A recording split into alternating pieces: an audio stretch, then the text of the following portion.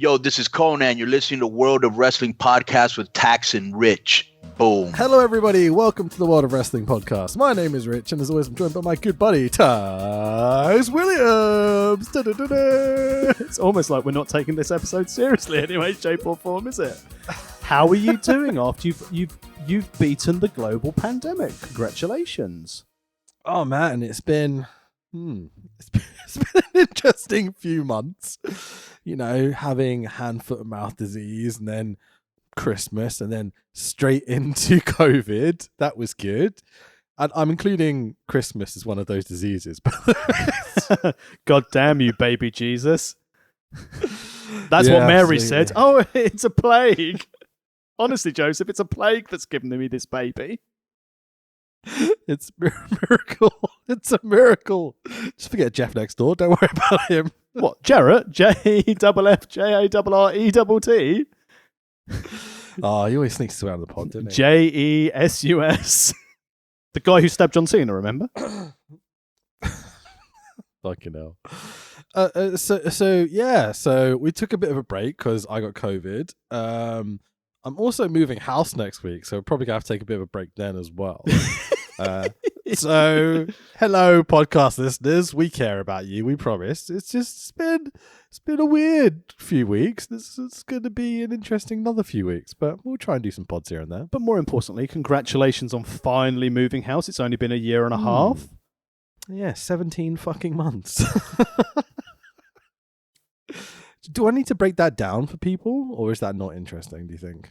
I mean, I think genuinely people who listen to this podcast will probably be of the variety of people who are either on the property ladder and considering moving, or genuinely can't get on the property ladder because people are too busy having fucking birthday parties and not realising they're at a birthday party. What sort of shit shenanigans could you go, oh, I wasn't aware this was a party? All these people standing with hats on. Just 30 of my closest friends and family. It's a work meeting. We just had cheese and wine. We're in the garden. We weren't in the house. Don't worry about it. I just thought there were 30 dunce hats on because they're all fucking stupid. How is he still our Prime Minister? Seriously. It's very interesting. Like, here's a weird thing, right? When this story broke of like Boris having all these parties in lockdowns and all that sort of shit, my instant reaction was, oh, I don't give a fuck. Like, I just really didn't care at all. I was like, it's a fucking party. Yes, you probably shouldn't have done it. You definitely shouldn't have done it. The more and more's come out about it. It's like, you see the press conference of him standing a thing going, oh, as a nation, we should be stubborn and we should not break the rules, as tempting as that is. And the same fucking night, he was having 30 people in his house for a wine and cheese party. Work event. Oh, what a twat. Like, I'm more offended by the fact that he's just a bit of a cunt than he had a party when he shouldn't have, you know? I'm just happy because technically I've now expensed 73 cheese boards since Christmas, because if it's a work event, I'm having fucking cheese. And I have like 12 meetings a day, and I have to make sure I have cheese with each of them to do the same recurring joke. Fucking hell, I love it. Really expensive. You have a bit of cheese. But anyway, let's break down your 17 months of hell. Oh, yeah. There's going to be lots of tangents here, by the way. So just to clarify, I had a nap before this podcast, so I'm very tired. I've got an energy drink to... Wait a minute, you had a nap up. So you're tired? Yeah. We're recording at 8 p.m. We're recording at 8 p.m. Why did you need a nap? Oh, in fairness to you, actually, I was going to message you this morning. You texted me back at 8 a.m. and I thought you didn't know what that hour was in the day. Indeed. Based on your working practices, because you're normally like up till 4 a.m. working. Yes, that is true.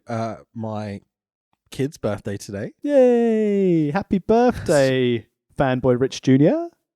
Thank you very much. She will greatly appreciate that, even though she's asleep now.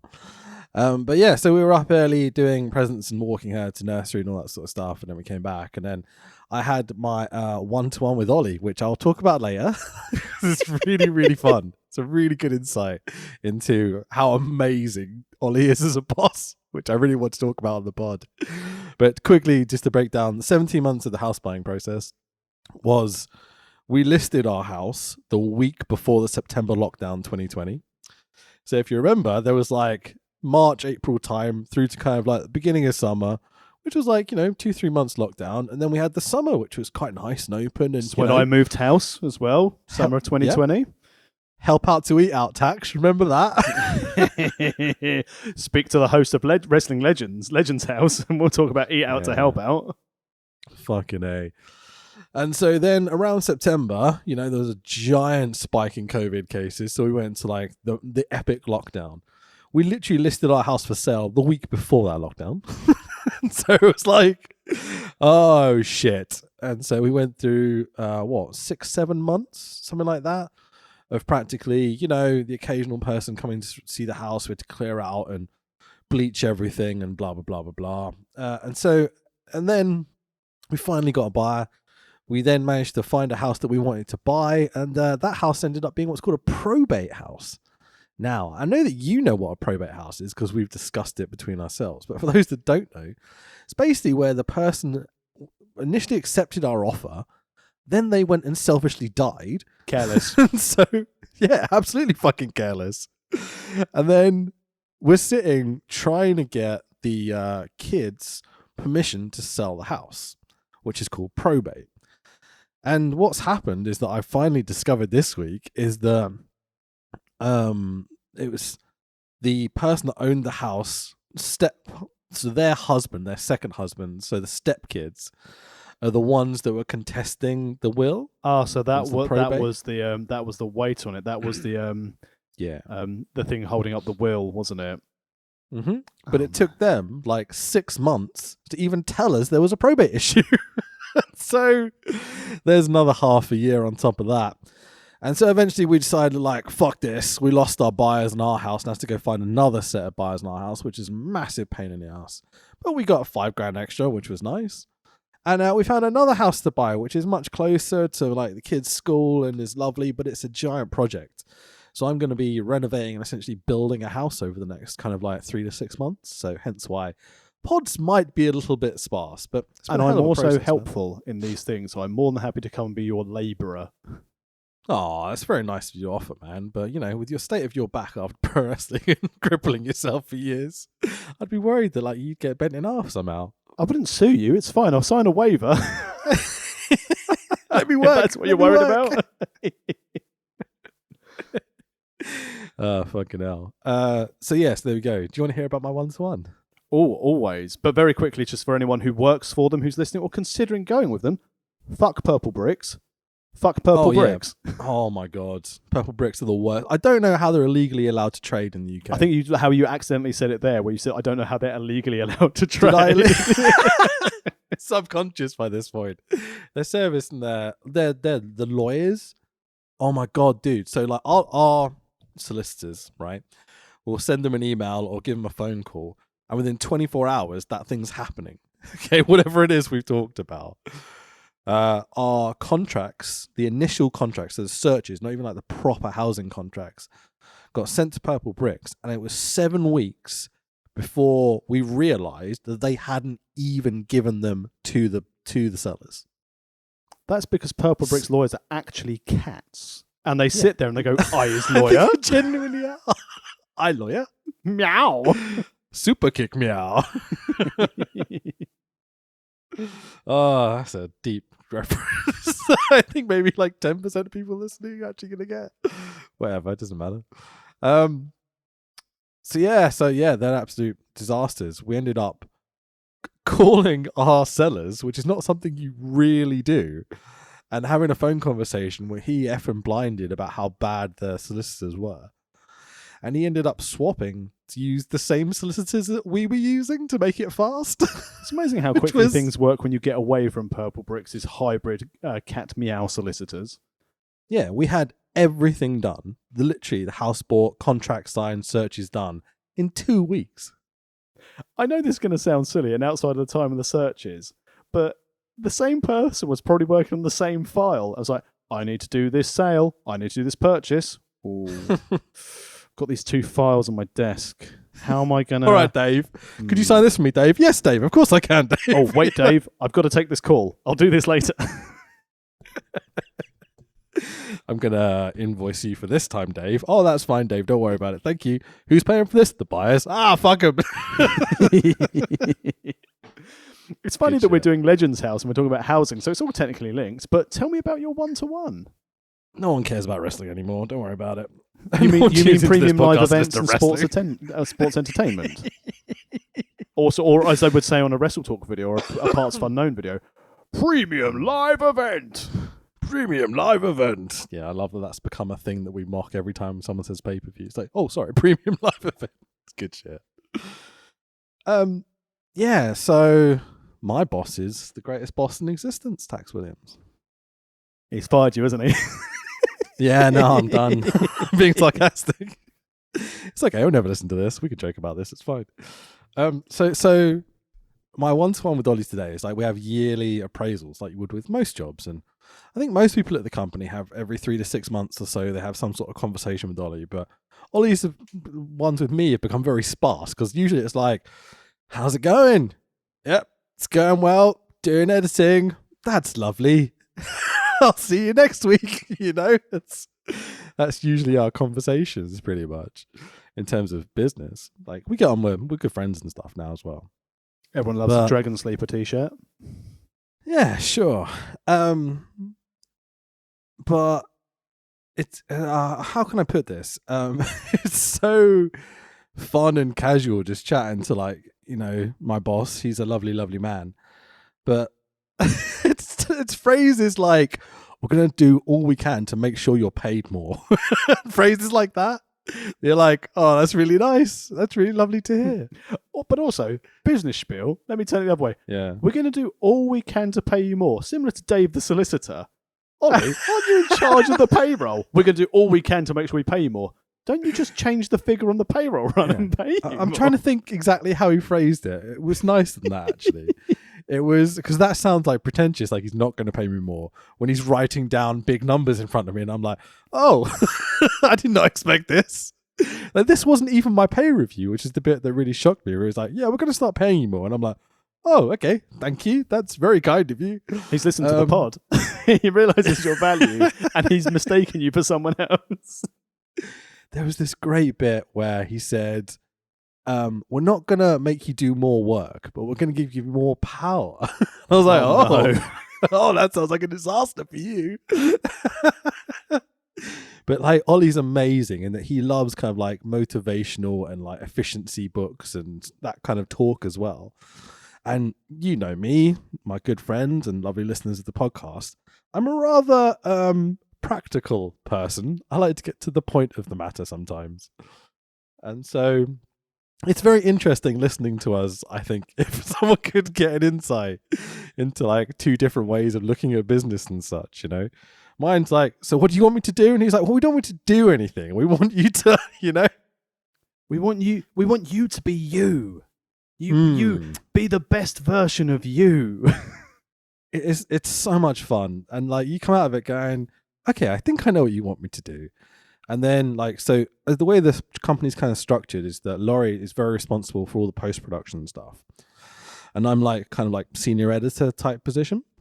Okay. And so I essentially report to Laurie, who then reports to Ollie, is the simplest way to think about it.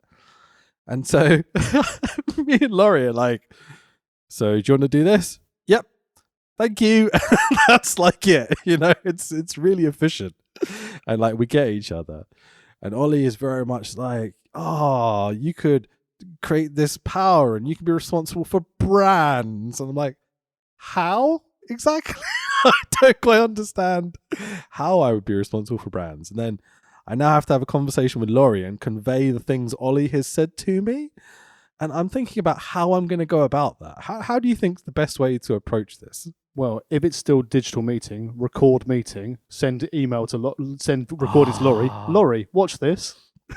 Maybe I could ask Ollie for like a catch up before I go to talk to Laurie, and just say, could you just round up what you were trying to say to me in those 2-3 hours? Although, is this actually a rib? Because as a man who doesn't especially like corporate viewpoints and corporate thing, to put you in charge of corporate branding, to then ask you to essentially go, what we want to do is we want to basically make sure in this company, the littlest people earn the littlest money, the big boys make the big money, and Wrestle Talk makes some money from the big boys as well. And now you're in charge of everything you sort of hate.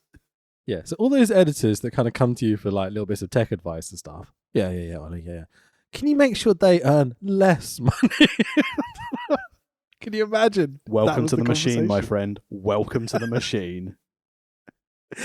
Oh, man. Oh, what a beautiful place to be in. I don't know how to handle that conversation. That's not the conversation that happened, just to clarify.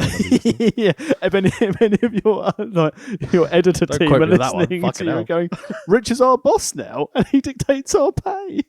Fuck that. I'm no one's boss.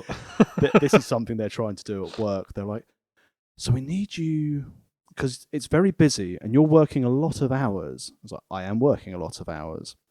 And we really need to start, we're going to branch out. We've got so much work. We need to get teams. So sort of my Canadian colleague Warren, who listens to the pod, and I think he's in the same position as well. And they were like, we're going to need to get you you need to get people to work for you. And that's the thing I hate. The thing I love about my job the most is that it's a case of, what do I need to do for the global team?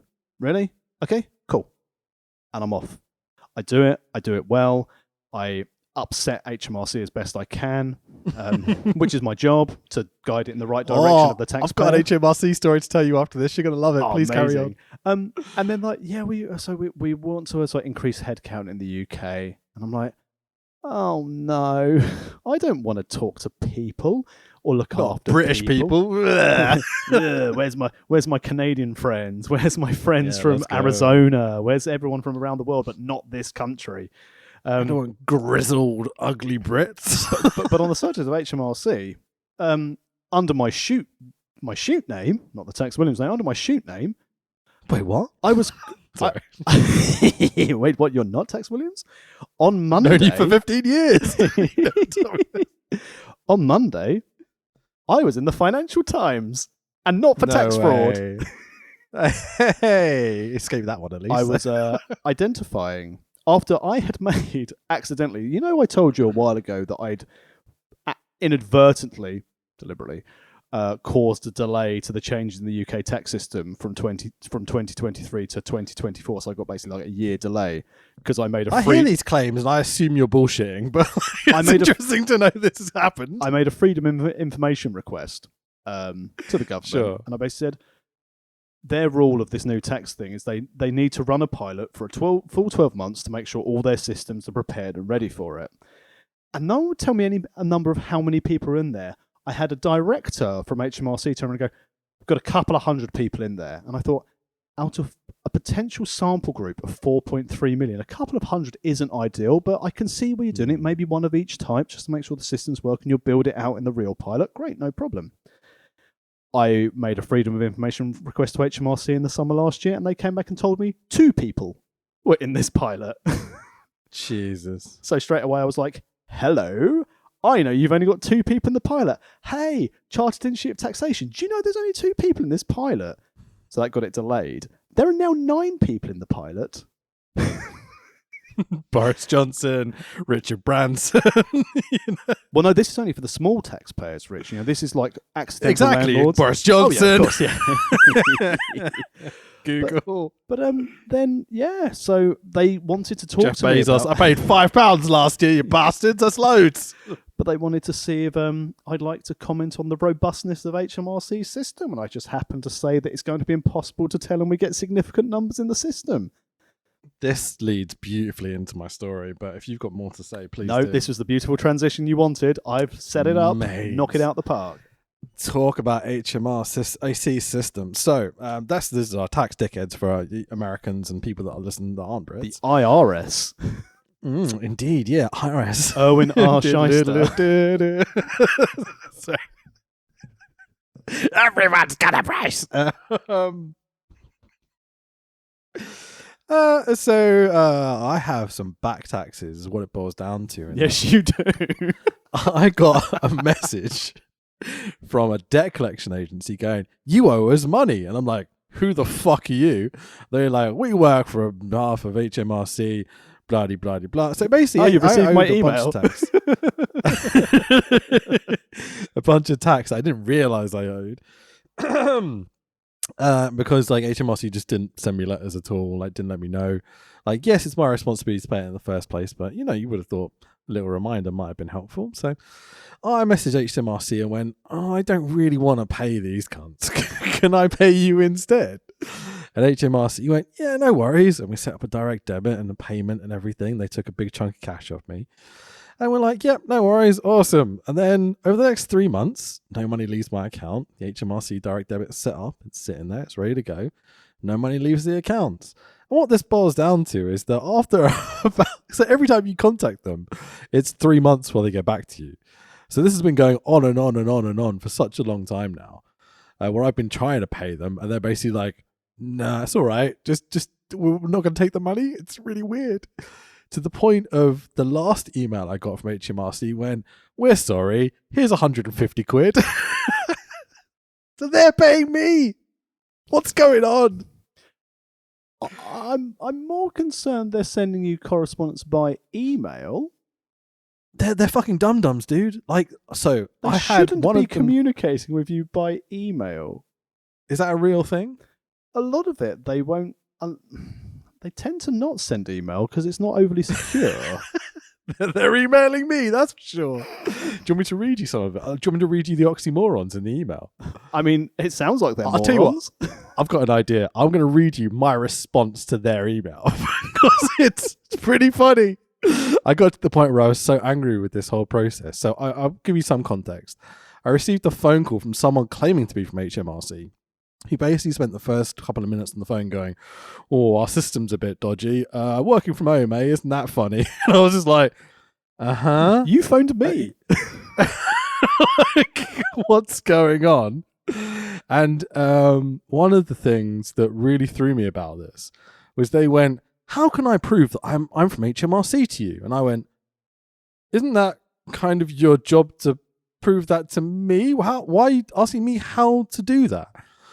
And they went, oh, so you contacted us on the whatever of October via phone. I was like, right. And then they went, and that's the last bit of contact you've had from us. And I was like, well, no. I've had literally an email yesterday. That's why I'm calling. That's why I'm trying to talk to you. They called me, by the way. And then it was basically this whole long process whereby they had no idea of a whole bunch of communication. They'd made me very unsure that they were actually from HMRC because of the way the beginning of the conversation went. So when they went, oh shit, that means we've reached an impasse if you're not sure about going through security. And I was like, so that's it, is it? And they went, so what's your personal information? And I went, fuck you, I'm not giving you that. It was unbelievable, dude. All right, let me see if I can find this response. This sounds like the sort of thing where you're going to soon say, I work for HMRC. I'm a rich Nigerian prince. Please send me your national insurance number and details of essentially ripping off phone jacker. Okay, and where do you want me to PayPal the money to? www.itv.com/Bank of Uganda. It seriously got to that point where I just couldn't believe what the fuck they were going on about. So I'll just start the email just to get to the oxymoron bit because I think it's really funny. So today I received a phone call from blah, blah, blah, blah, blah, claiming to be from HMRC. As expected from your rather confusing email below that states, the agency will write to you and you should pay them directly. We have asked this company to stop contacting you, which are literally oxymorons of each other. They then went on to say, we will not refuse any payments made directly to us. Your direct debit has not been set up correctly, and this will explain why we have not collected payment from you. I'm so you didn't set up the direct debit, but you won't refuse payments. But you've told the collection company to stop contacting me, but they're going to contact me to tell me how to pay it. You're like, what the fuck? What the fuck is this company? What are you dealing with? It's almost like HMRC have a precedent for this. And before we go into the final Legends House, I'm sure people are really excited to hear about this HMRC podcast we're doing. Sure. To me, I'm having a lovely time. But this just sums up HMRC no one cares about wrestling. To a sports entertainment and premium live events. HMRC are a big fan of digital payment. And if you've got a limited company on their website, I'm pretty sure it still says it to this day, it says, we will not accept any other payment other than electronic bank transfer. Underneath it, to pay us by check, please. They're fucking morons. Oh dear. But you know what was full of morons? A house in the middle of the US of A, based in the beautiful, beautiful Palm Springs in California. Rich, what are we covering today? Do you want to talk about your swimming lessons instead? No, I don't fucking want to talk about my swimming lessons. Waste of fucking time. Not a fish. Shouldn't swim. Just a fucking hairy walrus. So today, there's loads of new Warhammer out. We could just talk about that for ages. Well, the new Codex I'm is out for Gene Stealers. I've entered my first Blood Bowl tournament on the 18th of June. Oh, excellent. How was the pre-tournament sort of thing? Well, I'm officially still easily distracted from Legends House. The Blood Bowl League officially starts. Do you think we could do the whole February. podcast without actually talking about Legends House? Well, just put it on and see what happens. Oh, yeah, and then cakes happened, yeah? And Ashley from the Pussycat Dolls was there. Okay. Now you piqued my interest. I didn't know she was from that group. I'm not going to say band. They don't play instruments. They're not a band. But yeah, I've entered a Blood Bowl League. I played my first pre-season friendly last Monday. I'm playing my next one on Monday. I'm playing Ogres, which are a tier 3 team, meaning they're fucking hard to win with. And I lost my first game. The puns were so good. Lost my first game 2-0. Oh. But in fairness, the highlight of the game was, oh look, there's a ball carrier from this Chaos team. He's going to score a touchdown. So I picked up a Noblar and threw it at the ball carrier and knocked him over. My Goblin died. My Goblin died, but he didn't get a touchdown till the next turn. That's fine. Moral victory.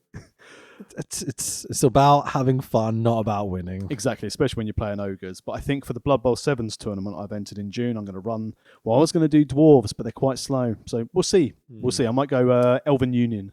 Because remarkably, suggest elves would be better at sport than dwarves, to be totally fair. Well, dwarves are slow, and you've got a shorter pitch, so they can only move 4 squares, whereas the elves can move 7. So if you get a ball, quite quick to get a touchdown. Also, exactly. As a quick highlight to everyone who's going, listen to this nerd. Whatever, mate. I've got a hot wife, and I've had sex because I've got a kid. Ha! In your face. Do you turn up to this and be like, I've got a kid. I've definitely had sex. Fuck you, nerd. Yeah, and I know it's mine because unfortunately for my child, it looks a little bit like me. Although in fairness, I genuinely, before we go to Legends House, look, we've almost gone half an hour not talking about wrestling. We can do an hour. Come on, let's keep going. But I remember when my daughter was This is called filling. I remember this was a great idea to cover this episode of Legends House. We haven't even got to the first spot. The bell was like half an hour ago. We're still chatting to the audience. But when my daughter was born, I looked down before they cleaned her up and everything, and I was like, I've got an out. She looks so Korean, and I realised, oh no. And as I cleaned her off, and I was like, oh no.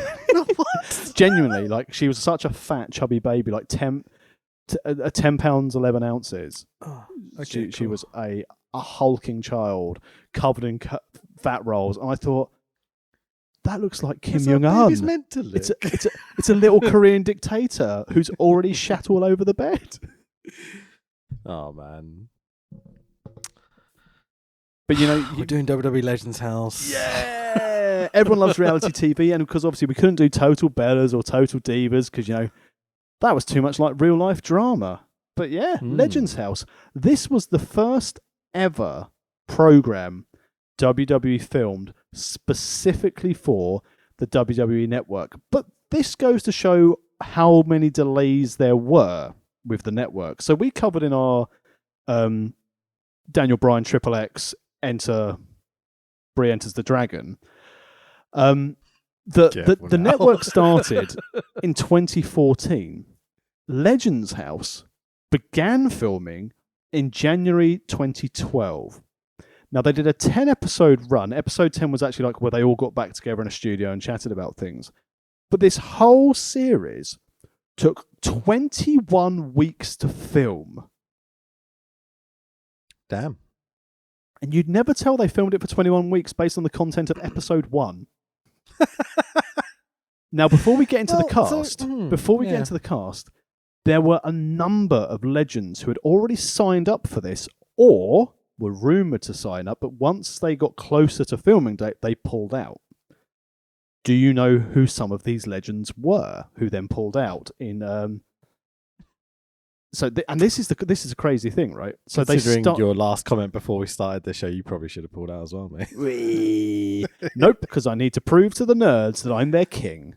I'm an aspirational nerd. I only said that because of you and the timing. I love your kid. She's awesome. I'm an aspiration. I'm every nerd's aspiration. I don't live in my mum's basement or attic. I've had sex with a girl. And I know that my junk works because it made a kid. Aren't nerds like cool now? We're talking about like our generation where like jocks and stuff are cool. I think it's the other way around nowadays, man. I think nerds are like, getting it. So hang on. Now I'm like working out and getting buff. Are you telling me that I'm like the Channing Tatum character out of like Jump Street? No, it's like pretty much, man. He's so buff and now he's a nerd. Pretty much, dude. I'll Seems to be the case. But here are the legends who were supposed to be on there and didn't for any reason. And I think the show would have been so much better had they had these guys in it. Dusty Rhodes. The Iron Sheik. Oh, shame he wasn't there. Honestly, officer, it was like that when I got there, Jimmy Snooker. What hotel room?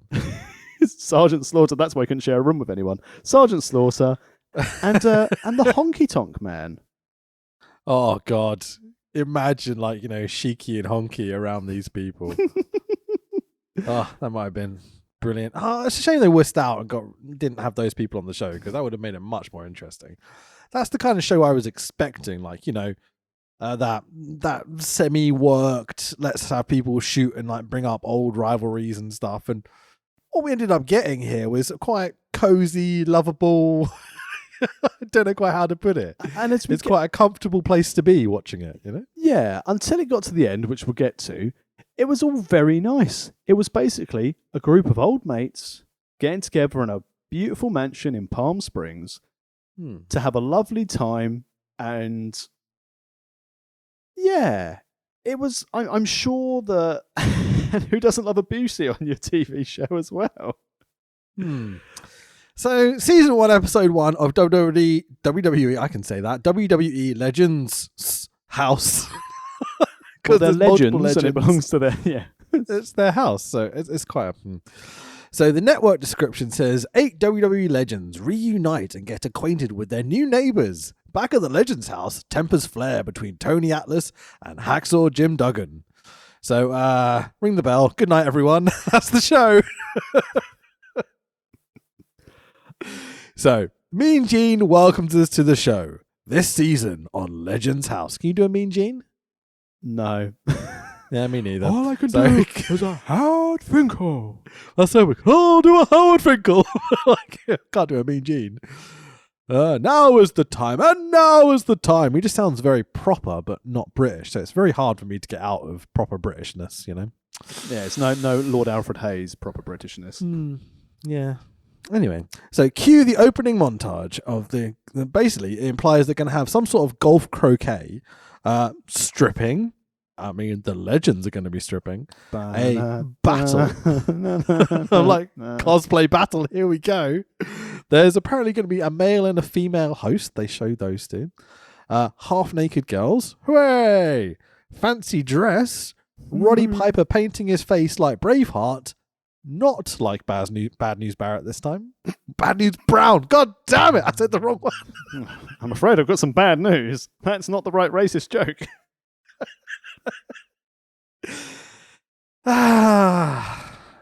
Do you know how many times I wrote down the name Bad News Brown, making sure I didn't say Barrett?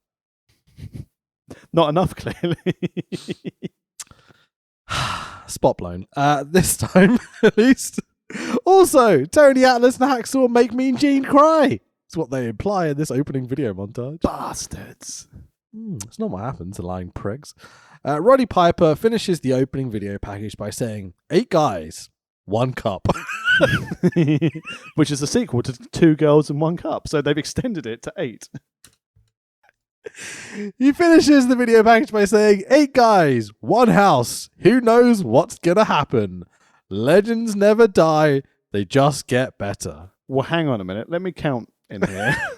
Yeah. Isn't that quite the statement all considered, you know? Legends never die when 50% of the cast are sadly no longer with us. So this is very much one of those reality TV shows where they're definitely being fed stuff to say. That line from Piper is 100% fed. No way would a Piper say that on his own accord, I don't think. And it's very manipulative editing and such, you know. So how much of it they actually said or came out with, all the order of events probably isn't quite how it's portrayed on this show. Shock and horror. I know this is probably news to you as a true Bellas fan, or whatever it's bloody called. How dare you? I understand wholeheartedly why this took 21 weeks to film, because Howard Finkel couldn't get his line right. Yeah, or hit a tennis ball. But there's obviously a lot of improv. There's lots of just off the cuff. I would say Hacksaw and Piper are a massive highlight throughout this show. Yeah, they're the main stars, and I think as well. So let's go through the cast as well. Okay. Who's actually in this? So we've got, that was just the opening. Here's what's on this season, sort of thing, right? But now we get introduced to the cast. We've got Roddy Piper. Yay! Can we get a boo or a yay? I was about to say. Yay, Roddy obviously. Piper. Tony Atlas. Indifferent. There's a foot comment here, but okay. Mean Gene Okerlund. Yay! Pat Patterson. Yay! Hillbilly Jim. Even better. He hasn't Big aged a pop day. for Hillbilly Jim. Hasn't He aged looks a day. exactly the same. Exactly Don't go messing the with the same. country boy. Country boy. Country bar, country bar. Howard Finkel. Legendary. He's a legit legend. He's allowed in. Hacksaw Jim Duggan. Ho! Train. USA. USA. The original Royal And- Rumble winner, obviously. Yeah, absolutely. And racist Jimmy Hart. Why does Jimmy Hart have to be here and spoil everything? Because Dusty Rhodes, the Iron Sheik, What Hotel Room, Honky Tonk and Slaughter all pulled out, and they're like, who will come here for cab fare? I know that we have a kind of a vendetta against racist Jimmy Hart because he's a racist piece of shit, and you know the association with Hulk Hogan doesn't hurt things. But honestly, every time he comes on help screen, he things. kind of It doesn't hurt things for the on-running joke. Sure. Every time Jimmy Hart comes on screen, I'm like, I ruined that scene. Every single time. You know, he wrote all the music in WCW, so he's a legend. Yeah, because the music in 95, 96 WCW was so amazing, wasn't it? Well, when you can play the chord progression of Teen Spirit backwards to get DDP's entrance. He's got that red, white, and blue running through his veins, man. Called Sting. Do. Go back and listen to our it's the NWO life. run. Yeah, It's absolutely. great. It's not just the same song repeated with slightly different lyrics, promise. And they are joined, Mr. Tax Williams, by Ashley. In a whoever very- the fuck that is. Ashley Roberts off of the Pussycat Dolls. About to say, who is Ashley Roberts? You sound like you've done some research. Who into is this lovely Ashley lady. Roberts? I mean, needed to do research. I need to do research. She's been in. That was a euphemism. but She's it's- been in Be it's okay. Cool. She's been in Make It Happen in movie films. She's been in several reality TV shows, such as I'm a Celebrity, Get Me Out of Here. She's been on Dancing on Ice. She's been a contestant on The Jump. She was a contestant on Strictly Come Dancing Series 16 in the UK. She's been on Celebrity Gogglebox. Even this year, Rich, in another reality TV show called Dance Monsters. She is a presenter of it. Now, let me tell you something about Ashley Roberts off of the Pussycat Dolls. Is that her name now? Ashley Roberts off of the Pussycat Dolls. Yeah, I am Okay. deemed to subgenres of R&B pop and electro pop. Ashley Roberts of the Pussycat Dolls. I had, as soon as they introduced Ashley, you could Roberts of tell the this Pussycat is Dolls.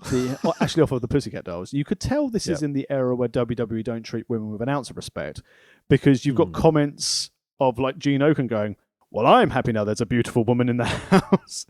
Ashley Roberts arrives in this skin-tight red dress with a cake when she's introduced to the cameras and the guests, and she's basically going to be their boss for the next 21 weeks. Yeah. What are the quotes? I wrote a couple down. So, I mean, Piper can't take the shit-eating grin off his face. He's like, oh, hello. It's fucking great. Mean Gene calls her eye candy. Ashley tells the boys that they have to go deliver cake to the neighbours, which we'll get to in a second. And Jimmy Hart calls Ashley a bleach blonde bimbo. And you're like, what a delightful human being Jimmy Hart seems to be. Fucking cunt.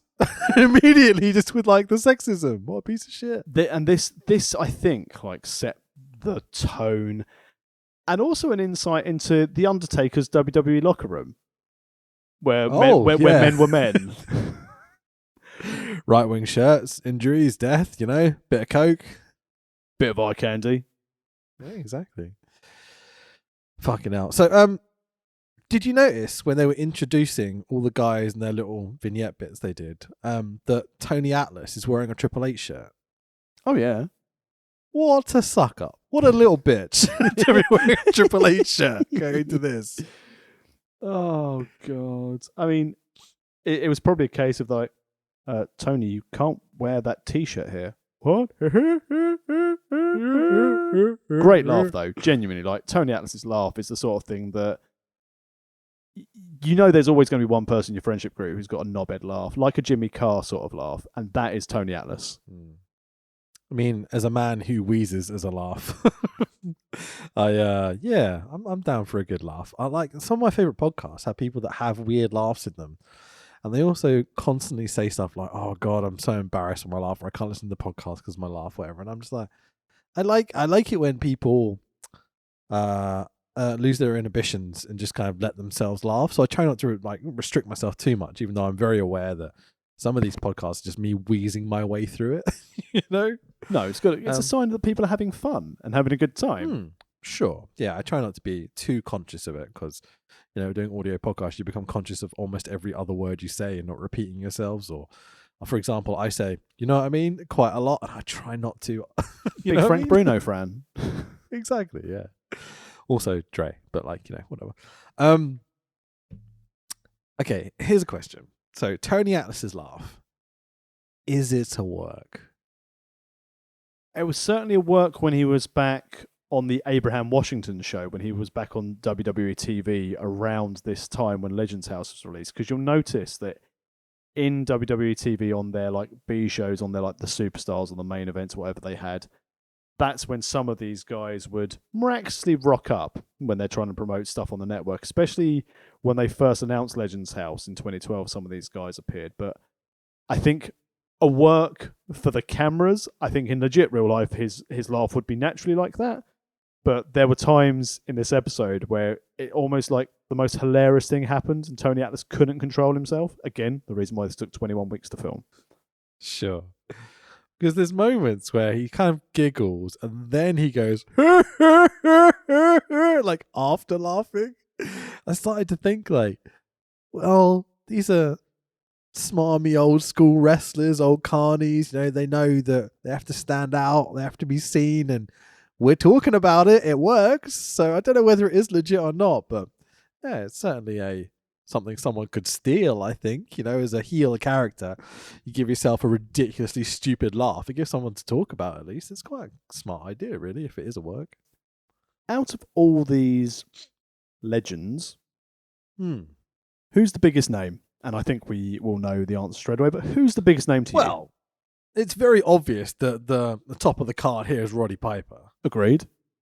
To me, like me now, Piper, definitely. Headline WrestleMania 1, legendary worker. Also had a hell of a career kind of outside of WWE as well in terms of like TV shows and films and stuff. I'm a big fan of a lot of that. In terms of like kid me, probably Hacksaw. I think so. They're like, that would be main and co-main event, followed very, very closely behind by Gene Okerlund. Yeah, absolutely. Like Gene Okerlund was there, but like, he's an announcer as a kid. I wouldn't give a shit, It's nice to hear a good voice, etc., etc. Someone to do an impersonation of or whatever. Like a Howard Finkel, But, speaking of things people can steal, All right, tough guy. Yes. Such a good line. Why does no one steal that? I bet they're going to give it to like Bobby Lashley as ex-military when he turns face. Yeah, you can imagine Bobby Lashley coming All out right, and being Brock, like, tough guy. all right, tough guy, what you gonna do? Hang on. Such a good line. You can't take what you're going to do. I'm pretty sure that's Of course copyright. you can.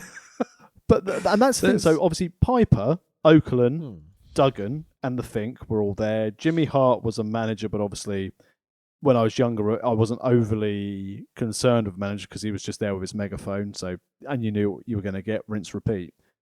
Tony Atlas was before my time from a wrestling fan standpoint. I know he came back later on in like the 2010s to have a manager and like an on-screen role.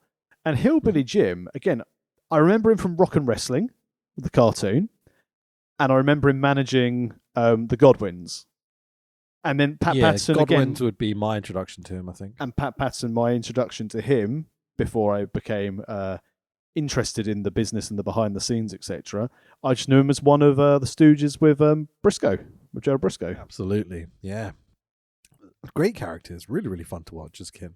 Yeah, and I think that's the thing with Pat Patton. I think of all the people on this list, as you said, Duggan, Piper, Okerlund because he's great, and Hillbilly Jim just comes across in the first like 15 minutes of this night.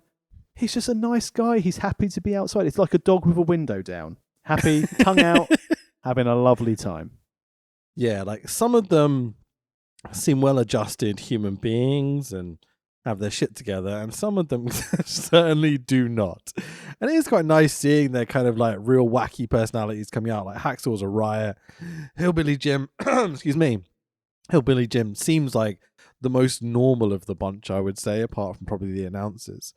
But he seems so grounded and down to earth and just really content to be there and be a part of this crew. And there's some of the introductions where they bring the guys into the house one at a time with their little chauffeured limos and such. They're quite touching. I thought they would be building heat and trying to create tension and really give us like a scripted kind of show, but it's not at all. It's them going, oh, I miss these guys. Like I never really got to hang out with them. It's so lovely to see them. And it's like, Hillbilly's Jim line is, I ain't here for a long time. I'm here for a good time. And you're like, oh, don't make me cry before we've even got started. You could tell this was on for a friendly episode when the biggest feud in it was Piper versus the Blender. Yeah, which is a good match we're going to get to later. So Good match basically, we're going to get to later. It's the main fucking event. And Duggan's ribbing a bit. Yeah, sure. We should probably get to. They're in a big house, luxury house in Palm Springs. Some of them are kind of like sharing bedrooms and such, but it's basically just 8 guys living in a house doing some stupid shit with this Ashley from the Pussycat Dolls as the host, sort of thing. Is there any other bits in this intro you want to go over? Because I mean, no, I think it set the scene nicely. They're not building any old rivalries. The only thing they alluded to, similar to what you said, they alluded to in like the network description of it, was like Duggan saying, "Oh, you know, me and Tony Atlas might clash. Why might you clash? Not going to tell you. We're competitive." It's the way they phrase it in these introduction bits. But you wouldn't tell, as you said, when they have the intro, when they come into the house, like, oh, I haven't seen you in ages. Yeah. Are you still working the indies? Yeah. Even Piper, who's fully working when he kind of gets out of his limo, he starts talking about, you know, what was it? I'm used to 80,000 people trying to stab me. You know, and he's very much dressed up like an extra from a kind of a street gang, like Boston movie type thing with the flat cap and the chain and the shell suit. It's he's come for his West Side Story audition. It really is. Whenever even he gets in the house, he sees Hacksaw, and you can like see these guys almost crying, just because they're so happy to see each other. And Hacksaw tells Piper they're sharing a room, and then goes on to be like, "Oh, it's a king size bed too." It's like that's so funny. Jimmy Hart seems to be very adamant when they talk about this room sharing. It's like, oh, Piper's not going to like this. When I have to get up in the middle of the night because I'm old and need to go to the toilet a lot, I'm going to wake up Piper. Piper, I'm going to come through here at night. Piper, I need to use your toilet. Piper. There are no young girls in there, Jimmy. Yeah, fucking A. You can see them just kind of like tolerating Jimmy Hart. Like, there's a great, funny introduction when Jimmy Hart gets first introduced. They cut to Pat Patterson doing a VT, and he's like, he's got the disease of the mouth. Like, that's like an amazing way to put it. And then Jimmy tells us, I'm like a pimple on prom night. I'm hard to get rid of. And I'm like, a bit more like a venereal disease if you ask me, mate. But, you know. Jesus. Fucking, he's the worst. Anyway, so Roddy Piper gets the big billing here. He's the last guy in the house, the main eventer, blah, blah, blah. You can tell this is pre-cancel culture days because of the little vignette they show has the half blackface promo from Mania 6 and also the smashing the coconut over double homicide Jimmy Snuka. Wait, that's the wrong person. Yeah, homicide's wrestling box. You can tell I had a nap earlier. I'm a bit dozy, so I'm going to drink more of this energy drink. See, look, you're already on brand with your employer in branding. Oh, I'm name checking these energy drinks. Like, go through, get 20% off if you use the code WTTV. Blah blah blah blah blah. We're in the house. It's great. It's a great show. It's really fun.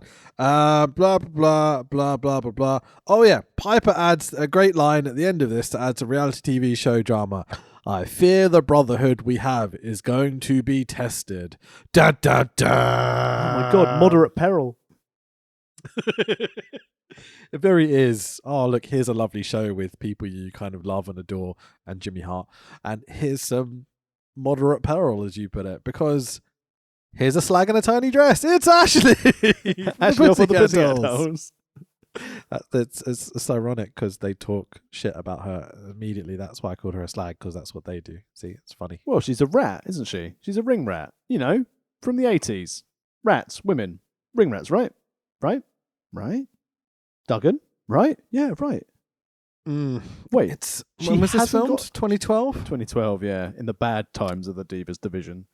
I mean, we just did 2014, and we know they were treating women like absolute shit in 2014. So 2012, they may as well be like third-class citizens at this point. Well, they were treating them like this backstage in 2012. So at least in 2014, they got on TV. She's not even a fucking wrestler. They found random Ashley Cat from the fucking doll Pussycat or whatever. Ashley Cat. Yeah, there we go. Ashley Cat from the Pussycat Dolls. I'm definitely not deliberately trying to get her name wrong for comedy value. Pussycat Ashley from the Dolls Pal Factory or whatever, you know? Pussy slag. Yeah, pussy slag. I love it. She tells me I have to go deliver cake to the neighbours. I'm like, way, mission 1. Let's go. So weird. The best part. So obviously Ashley's arrived and she's holding, like, in the skimpy dress, and she's holding a pineapple upside down cake. And the lads are like, can we eat it? And her first reaction might have been, what, the cake? No. Yeah, that's what they're everything else you can eat. Because I'm a pussy slag. And the best so Jimmy Hart, but so obviously these lads in there with their roommates go off with these predetermined cakes, pre-made cakes, not predetermined. So work, brother. Cakes. Shoot great. cakes, not shoot cakes. So they take their shoot cakes and they go and take it round the neighbours. And like the first thing that happens is like the Fink and Pat Patterson try to get there to the neighbours and no one's home. And then essentially the equivalent, the Family Guy foreign cleaner lady comes out. It really is. No. No. Go away. No. We're your neighbours. We're here to bring you cake. No. And then the Fink can speak Spanish. I popped so hard when Fink starts dropping fluent Spanish to the cleaner. I'm like, oh, this is awesome. Pat Patterson looking shocked is like, can you speak Spanish? And the Fink's like, yeah, a little bit. So they failed on their mission. They do not get to deliver their cake, unfortunately. But the best bit for me, at least, was Hacksaw and Piper go off and invite themselves into this family home. Yeah. Like some lovely mum opens the door and they're like, can we come in? And she's like, yeah.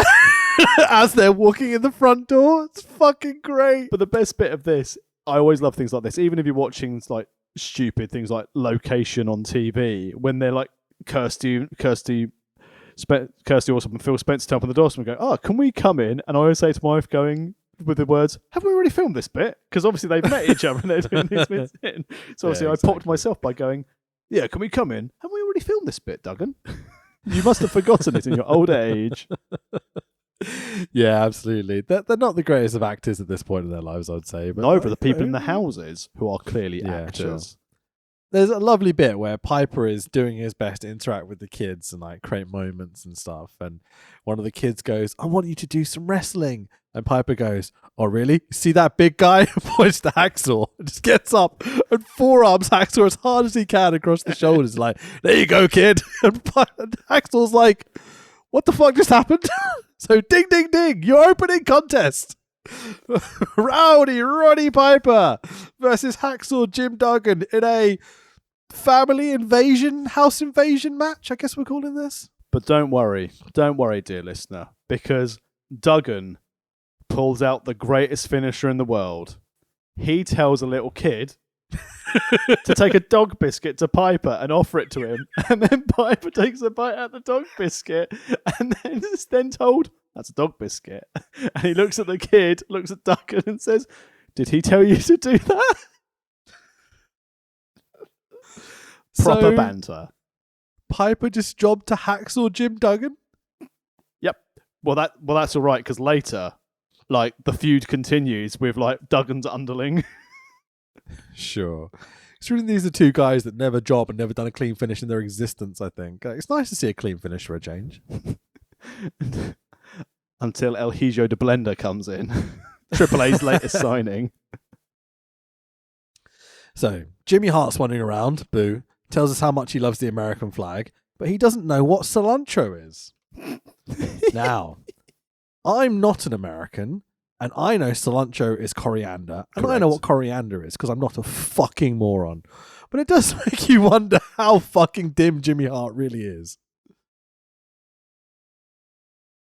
Jimmy Hart's not dim. He just doesn't like cilantro. He's Cilantro Larry or something ridiculous like that. But as you said, like, they're in this house and they're offering their cake, and their new neighbours first were going, "Oh, you've got a lovely home. Yeah, do you want some cilantro? We've got loads. Yeah, we'll take it." I don't even know what it is. Yeah. Not the greatest at booking, I would say. No. Cilantro versus Jimmy Hart was not great. The best I feel one, like there's higher level of content we could achieve from this reality TV show we're making. the best one was where we almost had like Gene Okerlund and Tony Atlas kidnapped by what looks like a lonely super fan. Yeah, who's clearly a very good baker. So Gene Okerlund and Tony Atlas end up going around their neighbours' house. It's like, nice, sweet little old man who's like, "Do you want to come in for some cakes?" And they're like, "Oh, yes." And in they go. And this man's got like an entire plate of like 20 brownies on it. And Tony Atlas is there just canning them and going, "These are delicious. What a good house guest." Nom nom. Free cake. Oh, that should be on a t-shirt. Haha, free cake. That's good stuff. Yeah, it's delightfully cozy. Worryingly around, cozy, talking isn't to it? neighbours, eating cake. An odd way to start the show. Well, you know, it's showing that these big celebrities are having to fraternise with the little people in their multi-million-dollar mansions in Palm Springs. Yeah, sure. Lovely neighbourhood, though. So, lovely neighbourhood. yeah, absolutely delightful. I'm sure Palm Springs is a lovely place to be. Piper can't make a blender work. So, also, someone left their WWE logo in the pool. Did you notice that? Very careless. Very careless. They don't make wrestling, they make sports entertainment. Hacksaw and Piper cut a promo on a blender, leading to Piper and Hacksaw versus a blender. With great comments such as Duggan's, "Have you turned it on?" "Of course I've turned it on." My favourite bit is where Piper shakes that fucker like a newborn baby. He's like, "Fuck you." But then Duggan, like a terrible tag partner, deserts Piper and stands away. He doesn't take the tag. Yeah. He makes Piper wrestle alone until Piper Talk shit to him at the same time. He's like taking the piss. He's like, "You're his partner. Get in there, mate." until Piper uses common sense and goes, "Oh, what does plug do? Plug into wall? Ah, fucking loud noise!"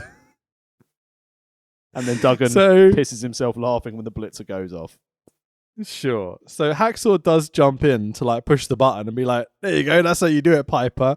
And Piper grabs a knife. You're like, "Oh no, it's gonna be a stabbing." He borrowed it off Snooker. Snooker left it there when he left the Legends House. What knife? I don't see a knife. To attend to some other business. So Piper finally blends his smoothie before saying, "Fuck you" to the blender, which is great. And your winners of the match, Rowdy Roddy Piper and Hacksaw Jim Duggan. Duggan is 2-0. He's on it. He's not putting anyone over. But I don't. But at this stage, I was like, why is Piper getting stuff with the blender when we all know what's going to happen? It's time for someone to be nominated as the house chef. Yeah, it's reality TV, isn't it? We've got to do it. Because, who's going to cook the dinner? And Pat Patterson steps up and he's going to cook them Canadian cabbage. So he takes himself and Jimmy Hart to the grocery store where they get order of ground beef, order of ground pork, and he tells the poor lad behind the butcher counter, "You like to play with meat, huh?" Pat Patterson says to another gentleman behind the meat counter, "You like to play with meat, eh?" And then Pat Patterson making gay jokes. I'm like, wait, hang on. What's going on here? And so funny. What made it even worse, though, so obviously we've got like a play with your own meat joke, and then Pat Patterson's outrage at the size of tiny cabbages. Because they're not big enough to make steamed cabbage. They're not. My favorite bit is where Pat grabs a cabbage, Jimmy Hart, and then also grabs some cabbage. So also some onions. Exactly. Pat is the king of the chef. But that scene didn't last too long. But it was a good meat joke. Sean Stasiak. Was it? Okay. Yeah, fair point. So a cabbage roll is what he's going to be making. A Canadian cabbage roll. Which is the first Canadian destroyer, right? The Canadian cabbage roll. Now everyone uses it and it's not a finisher anymore. Can you somehow do like a chaos theory Canadian destroyer? That could be called a cabbage roll. Not quite as intimidating as like Canadian destroyer. I'll give you that. Such an inappropriate joke. And I'm not gonna say it. Why not? Because I will get cancelled. That's what this podcast is for. It's safe. It's a safe place for terrible jokes to be told. Don't worry. It's going. Okay. It's going in the chat just so you can enjoy it. Okay. I'll at least give it a laugh. Oh yeah, no, you can't say that. It's not even racist or sexist. It's just bad enough that you can't say it. So, yeah. Yeah. It's about the double meaning of cabbage, isn't it? Let's move on. Jimmy Hart. Let's just say Jimmy Hart. That's a good joke. Let's just carry on. Just shit on Jimmy Hart for like 5 episodes. Oh, so Patterson's going to make cabbage rolls. Jimmy Hart rolls. Dear Mr. Food Podcast Man, shall we make some cabbage rolls next time we're together? I mean, we can. I don't particularly like playing with meat, though. I mean, it seems to be a cabbage leaf boiled, wrapped up with pork, beef, and onions inside it, and then boiled? Yeah. And here's the problem I've got with this. I'm more than happy to make Canadian cabbage destroyers before next time we're together. But do we really have the 12 hours to...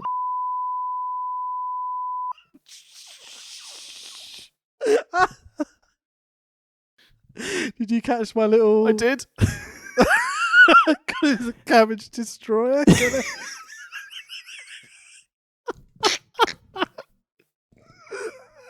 Oh my god, no, that's so wrong. Fucking hell, that's awful.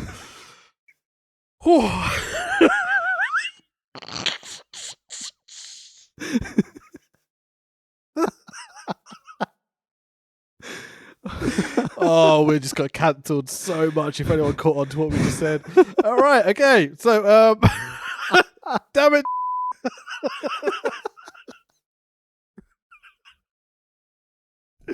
The lads play tennis. They wait for the cabbage rolls. Oh, it's my goodness. Oh, fucking hell. Oh, I love that Piper has like a vendetta for every tennis ball he has to hit. He's fucking amazing. Oh, just so you know, if anyone's interested in what the main ingredients of a Canadian cabbage roll are, it's 2 Savoy cabbages, some sodium-reduced chicken, parboiled rice, 8 slices of bacon finely chopped, 2 tablespoons of butter, 3 onions, half a cup of finely chopped sweet red pepper, 2 garlic cloves minced, 1.5 teaspoons of dry marjoram, which I used in my bread, which I made when I made a herb bread the other day, half a teaspoon of thyme, some lean ground beef, half a cup of chopped parsley, 1 whisked egg, some salt, some pepper, some sauerkraut, rinsed and squeezed dry, Gunther's favourite snack. Hang on. We're putting sauerkraut into cabbage. That's just pickled cabbage into cabbage. Exactly. That would be like a chicken eating an egg, wouldn't it? Brown sugar and some tomato juice. Nutritional facts. Is a dog eating its own poo cannibalism?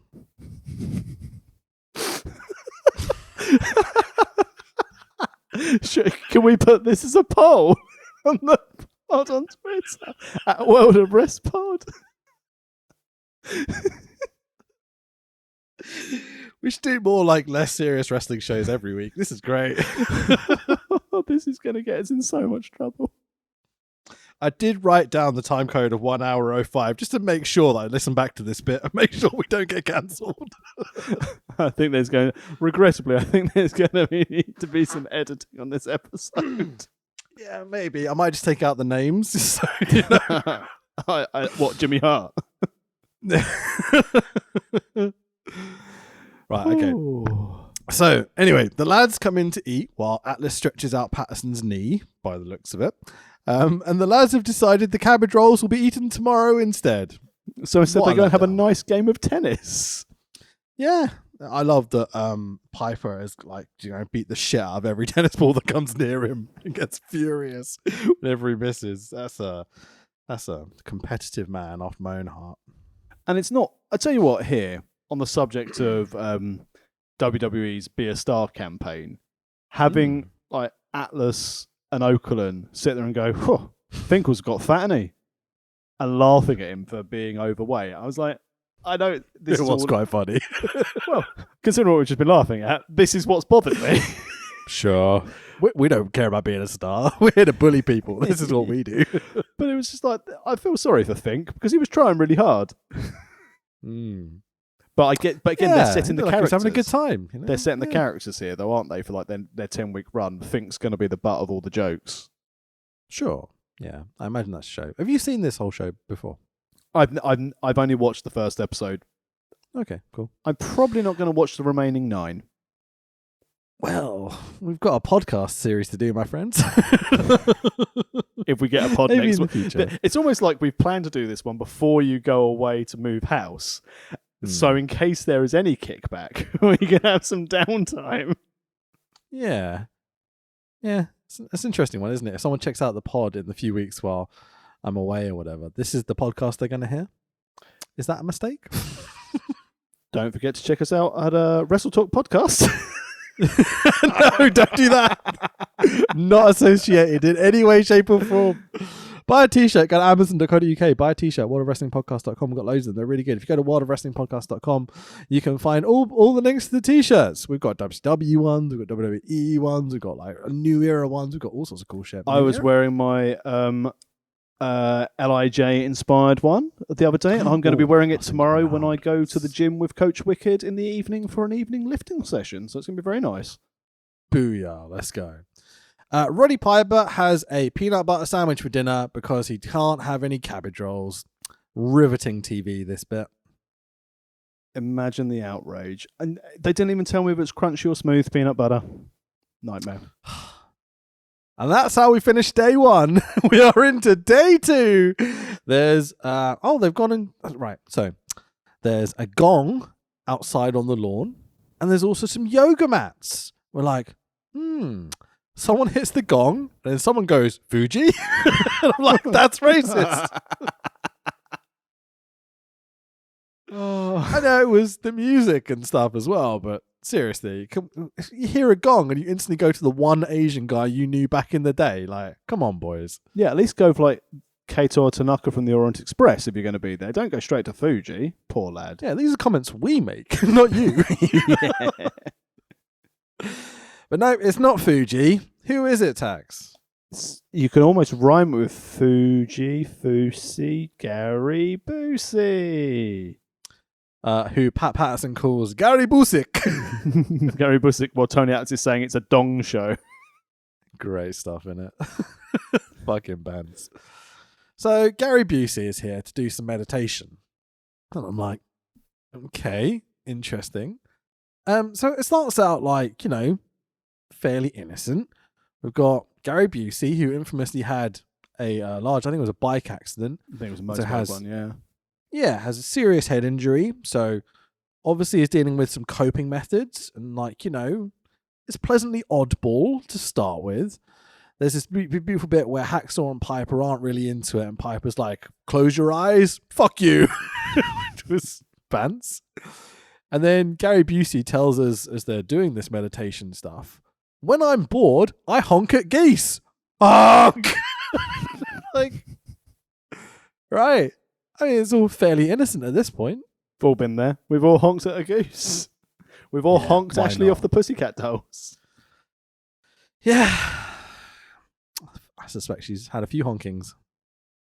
Got to get paid. But they then sit around a dinner table, eating a bunch of Curds and whey. Indeed. Okay. And then it's like a bunch of guys who have taken shots to the head for a living have to sit around and listen to an actor who's had a severe brain injury talk about forgetting your dead loved ones and trusting in him and pointing up to a god in the sky. And you're like, this is starting to ring of more exploitation rather than light-hearted comedy, guys. What was this segment? It was a bit weird. This was the inspiration for the Dr. Shelby segments for Daniel Bryan and Kane. Yeah, but without the comedy. It gets very serious, but not in a especially fun, when it came to the looking after looking after their children, making time for their children, and people should do it, and people shouldn't be away, and that's when obviously a lot of the cast started getting hot about it. And yeah, it was uncomfortable.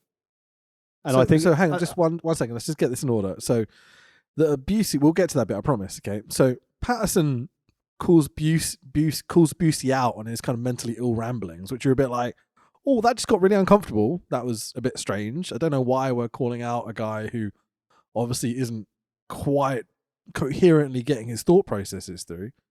But then Busey asked the lads, what do you do outside of this? What recreational activities do you do? Which leads to some comedy because the lads come up with this list: playing cards, sitting in the sun, golf, cruises, and karaoke. So, knowing pro wrestling, things that I do for fuck. But knowing pro wrestlers, Tax, did you start to decode this like I did? They do crack. So exactly. So playing cards, gambling, sitting in the sun, tanning, golf, cruises, cocaine, and karaoke. Karaoke.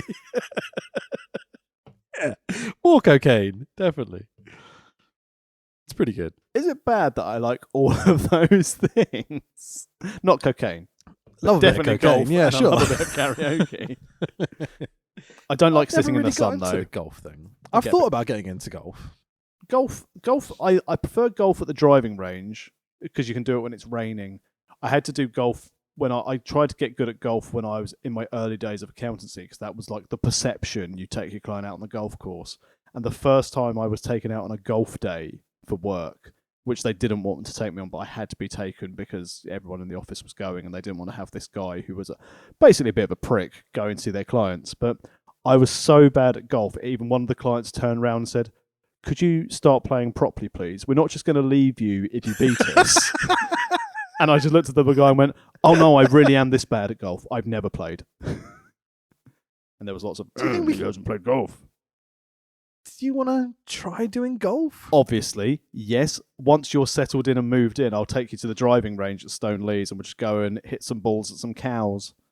I know Stone Lees. I've shot some weddings and stuff there. I know the staff pretty well. I might be able to get free drinks and shit. Either that, or we can go to the one at Manston, or if there's a driving range near you, which I think might be in your area, we can go there. I'm happy to come out your way.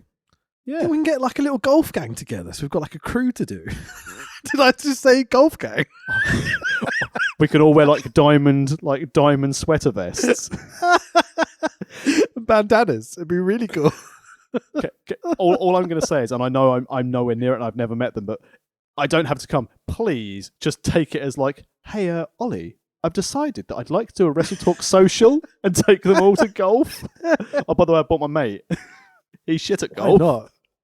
Ollie, mate, it's so funny. Around Christmas time, Ollie's like, "Right, we're going to do a Christmas party for the gang, right?" And we're like, "Okay, awesome. What are we going to do?" And he's like, "Well, we've got this and we can try this." And I had all these plans and stuff. And what it ended up being was karaoke at one of the local bars. And I was like, "I've got to work. Sorry, like those days that you picked to do it, I've got to do edits and stuff. I've got to be home." And I was like, "You could do it the day after, or we can find someone else to do the work." And I was like, No, I think I should do these edits, Ollie." Well, then he'll be very happy that you want to do the Wrestle Talk golf tournament. Yeah, mate. This is another example. Like, we could definitely do Wrestle Talk golf in the future. Like, if we start to get like good edits, we can beat them, obviously. Jam but that another jam, example of hole in Ollie's one. awesomeness. When I didn't come to the party, right? There's also a couple of other people that couldn't because kid commitments and work commitments and travel and all that sort of And stuff. hating of karaoke. Yeah, well, there is that. Ollie sent me and everyone else individually, I think it was like 60 quid on Deliveroo. As nice. like you couldn't come. Here's a bunch of money to get a takeaway or something. I was like, oh, that's so good. You can tell he lives in London because 60 quid for a takeaway. Fuck that. We lived on like Queens for a week, mate. It was great. Speaking of Queens, Patterson was unhappy at this beauty part, wasn't he? He's the loveliest of Queens. He's So, I love Pat blah, Patterson. blah. Yeah, he's great. Well, there's rumours. Let's about not some let nasty the things. truth get in the way of a good memory. Okay, all right. Said Jimmy Snooker. Why, Durham? Tony Atlas brings up that he works with kids. And Hacksaw's like, "Fuck you, goody two shoes. I've got kids of my own. Fuck your kids." Jerry Lawler turns around going, "Did someone say kids?" So, which gives Atlas and Hacksaw an excuse to argue over the dinner table. And their argument is basically if you should be looking after your own kids or other people's kids. So, Tax Williams, as a father, do you prefer your kid or other people's kids? Well, I prefer my kids because I can throw them into metal bed frames. Sure. Allegedly. Accidentally. Accidentally nowhere near my child when it happened. Lying little toe exactly. rag. No, I prefer play. I feel like you need to clarify. Yeah, well, if you go back and listen to the archives, worldofwrestlingpodcast.com, you will hear about the horror of my pre-New Year's Eve, pre-return to school danger where my daughter flung herself in a hissy fit into a bed and gave herself a Klingon head and then turned around and shouted out going, "Daddy pushed me." Like, "You little shit." Oh, it still upsets me to this day. Kids are so funny, man. Oh, mate, I'll throw this one out there on the podcast, much to my wife's anger. My wife is switching to a job at Pfizer and got very angry the other night because they were basically dicking her about. So she shouted at it. I'm rightly was very annoyed by it. I took my daughter to bed, who then shouted in my face and said, "Well, Mummy shouts at you, so it must be okay." And I was like, "Oh, fuck." But then, so I was like, "This has not gone well anyway." And then the next day, I walked her to school, and she said, "Yesterday at Breakfast Club, Eden cried and got whatever she wanted. I want to be upset today. I was like, oh dear. These drama lessons really are not paying well because it's starting to fuck me over. Anyway, in the queue for the Breakfast Club, she said she looks at me and went, I love you, Daddy. I was like, oh, I love you too. Have a good day. I will. And I was like, what's happening? And then she shouted out really loudly, Mummy and Daddy shouted at each other. I didn't know shouting whatsoever, and she didn't shout directly at me. She was shouting about the situation. And they don't love each other anymore. Ran off into Breakfast Club to the point that one mother walked up to me and said, if you're going to have domestics, don't do it in front of your child. Never seen this woman before in my life. Jesus. And I looked at this woman and was like, okay. I just walked away really quickly. The words you're looking for are mind your own fucking business. Well, I didn't want to live to the reputation my child had unfortunately given me at breakfast. Just slap her. Just be like, fuck you. I'll shout at whoever the fuck I want. Yeah. But yeah, I'd rather look after my own child than other people's, in answer to your original question. Sure. Yeah, or was that sure as in you don't believe me? Because I don't believe me either. No, it's more of a hypothetical for comedy value, but I appreciate you answering it. I like my kid too. Other people's kids are douchebags, apart from yours, which seems quite funny by the sounds of it. Yeah, exactly. She's funny. She's a prick. Yeah. So, for those that don't know, my kid's autistic, and so she comes out with the funniest shit I've ever heard in my life sometimes. She was like, sometimes she'll just like wake us up by going, Ma! Just holding one note as long as she can. And then she'll go, Ma! Like, what are you doing? Oh, it's the Eurovision key change. She's nailed it. Oh, mate. And like, she has what's called like stims, which are like things she does to kind of like comfort herself. So she'll like play with her fingers or say a word on repeat a lot. So, for example, she loves the word purple. She'll just be like, purple! And you're like, yeah, purple! It's really fun. But one of her stims at the moment is that she'll just pick a sound and kind of repeat it. It's not like she's saying the word. It's just like she'll go like, fa! Or whatever, you know? And the other day, fucking wake up to gay! Just as loud as she can. And you're like, my brother waved through the window and went, ooh.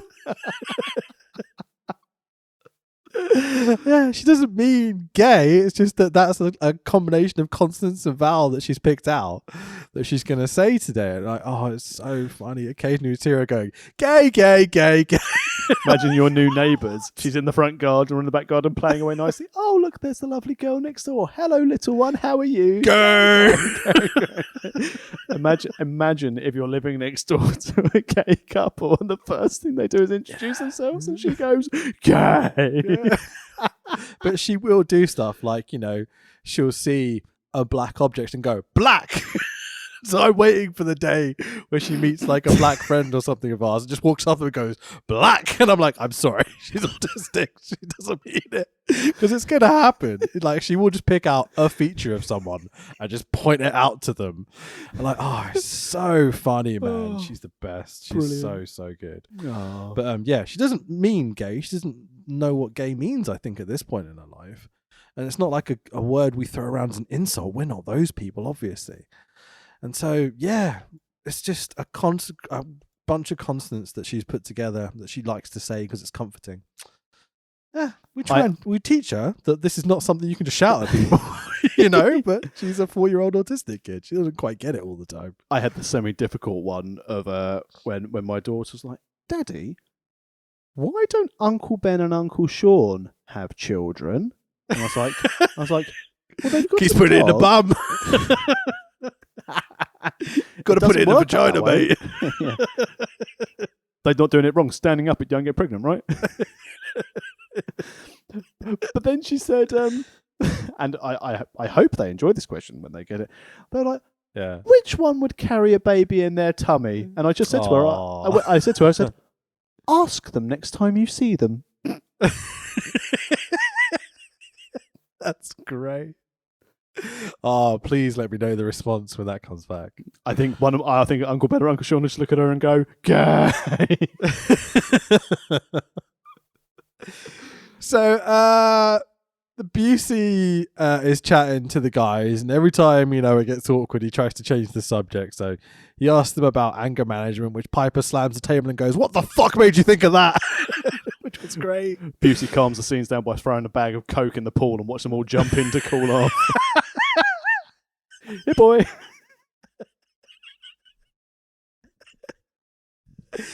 Oh, that's great. Busey continues to talk shit about close-ups and uniforms, and he's trying to be, guru, leading these guys on their adventure and stuff.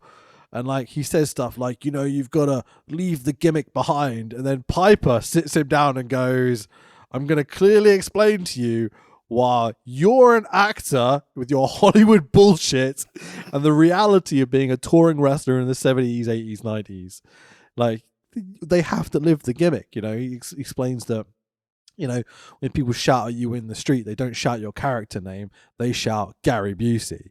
To me, they shout Roddy Piper. I am the gimmick. And you suddenly realize the major difference that a lot of these pro wrestlers go through. They are these people to their adoring audiences, Yeah, and I think that drums it home that how these guys had to live in completely different to today's wrestler, where they can go on TV shows, and they can talk out of character, they can sort of blur the lines a little bit, but the pressure, genuinely, we've waxed lyrical about the efforts in ECW of Sandman not going to work, staying in his house blind to keep kayfabe alive, and these boys all lived by kayfabe. That's the only way they could keep their bookings, keep their gimmicks, because Piper is a prime example. Piper always had to be a dick. He couldn't be like, "Oh, brilliant." Piper wouldn't be doing Make-A-Wish. He's a heel. Exactly. He wouldn't be doing it. He wouldn't be able to have those really positive experiences that wrestling fames brought him. So, and it shows. You see him as an adult around these kids and how great he was with those kids earlier in the show when they broke into that lovely family's house. But you realize that deep down, Piper seems to be such an amazing human being, and all the stories you hear about him from people he's acted with and people he's wrestled with, that he's always seemed like the most genuinely lovable, a bit stubborn, but he's a pro wrestler. And so having to live that character must have been a level of torture for these guys. Yeah, and this is the difference. Well, Hillbilly Jim was always a face, so he'd always get people being nice to him and everything. Patterson, again, I think it's pretty much the same until he was the comedy heel in the Attitude Era, and that was the purpose, to draw heat. And Duggan, again, was always the American hero. But Piper, a lot of pressure. And again, I would, even though and I'd say probably again for Tony Atlas as well, because in the time that he was wrestling, to be a black professional wrestler would have been fucking impossible, especially in certain territories. Yeah, 100%, dude. So we are back in the house. Pat Patterson makes a toast. Here's to me, here's to you. If by any chance we disagree, here's to me, fuck you. Lots of drinking at this stage, because we're almost at the end of the episode. And hang on a minute. Obviously, it's reality TV. So we need to have a cliffhanger to get people coming to the next episode. So everyone's drinking. They're all back in the house, having a lovely time. Someone having a nap? Bearing their neck injury scars from their broken necks. Yeah. And they're like, all these guys have had broken necks. What the fuck? How do they exist? How do they function in life? They've all got broken necks, dude. Because, we work in a time where wrestlers were wrestlers, Rich. They weren't playing video games or chatting or looking on their phones. No. They were breaking their necks. And that's when the business was better. Yep. Right-wing T-shirts and whiskey. That's when it was better, right? And the reason why people don't want people to have a real insight into the actors playing these characters, as WWE are very much adamant that they are an entertainment brand and they want to see themselves as the Marvel super universe, hence why people like Lashley have their own special entrances and intro stuff coming through, is that when you find out the actor playing the characters who you grew up with going, man, I love The Undertaker. The Undertaker's great. That's right. The Undertaker's great. Mark Calloway, Not so much. bit of a cunt, isn't he? Apparently, it's so weird. Like, just shut the fuck up. You know, like we don't have to hear what you have to say, mate. You can just shut the fuck up. Like it's fine. I look forward to his Hall of Fame speech when he's like, all of you wrestlers on the front row of your little suits, you don't know how good you've got it. Yeah. Sat nav to get to the next town. I once drove to Nova Scotia in error. But I still turned up for the booking and worked my ass off for Just a pint of going around lager and a bag of crack. Then we all shot on Anderson. And he no-sold it. So the lads sit around, have a bevy or two, put over the golden era. And then there's this beautiful moment where Piper talks about the ability to connect with an audience, and that being the special magic of pro wrestlers, which breaks down into a teetotal Piper feeling bad about being around booze and the guys again, I guess, and he starts to look for a way out of the show tax. He did. He went and sat down in their lovely gym area in his pajamas and his dressing gown, and he was looking for a way out. And then you see Piper just walking down the street. Is Piper about to walk out the show, Rich? So, like, you know, Piper's trying to escape, and he heads down the road with the camera crew and all the lighting and probably a producer or two. And they'd actually already filmed the series. This was just for the extras. As a person who does production for a living, it's very difficult for me to turn off that make-believe part of what I'm watching. And so I'm looking at this going, right? So you can hear the director almost going, so what we're going to do is you're going to be like, oh, I want out, I'm going to leave, and how are we going to do that, Roddy? And Roddy's like, well, I'm going to walk down the road and I'm going to do acting because I'm a professional actor. You're like, okay. And Roddy's portrayal is very good. He seems genuinely upset. He seems genuinely annoyed. He's contemplating life existence and stuff. The way he portrays it is very, very good. But the fucking wobbly ass, deeply lit camera crew they've got with them is like, I don't know about this, boys.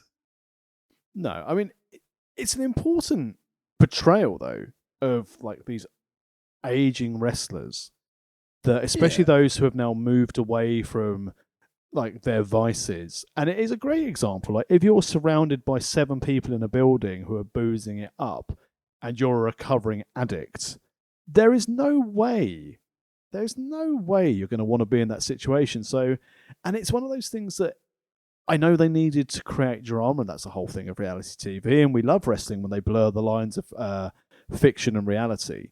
But this is the sort of topic where it's a case of, and it's the same thing like WWE did every time Jeff Hardy was in the company. Oh, don't fall off the wagon, Jeff. And it's like, it's almost like saying to Piper, you know you're an alcoholic, you've been clean for a long time, come on to this network TV where there's going to be lots of booze and these old boys who wrestle like the old times, who don't understand looking after yourself. Yeah, he's been clean about 3 or 4 years by this point, so it's a long time for someone to be teetotal and everything. It's obviously a struggle, and I guess it's something that they feel the need to portray, I guess. But we've got this lovely, cozy, silly, has a few kind of storylines set up show, and we have to finish it like this with, you know, Mean Gene and Jimmy Hart telling us that Piper could crack. It's just a matter of time. And then, how is this finished, Tax? Piper in the dark. And then, did they, because again, my notes ended there, but don't they go into on this series of Legends House? Well, I don't know if you caught this, because it was quite brief, but they cut back to Piper. Then they pan up to the moon and just hear Piper going, oh, he's howling at the moon. Fucking hell. And there was this bit in the back of my head was like, are we doing a werewolf side plot with Piper? Because if we are, then, you know, I'm in. But he was probably set to be on Sci-Fi for the ECW WWE debut. It was a weird choice. I don't know whether it was meant to be, you know, oh, they're in Palm Springs where there are wolves. That seemed unlikely. And it was definitely a human being doing it. They don't film Piper doing it. That's because the director was out there because Piper was like, fucking hell, I've done my acting. Just do your thing. Stephen, we didn't get the wolf shot. Just pan to the moon.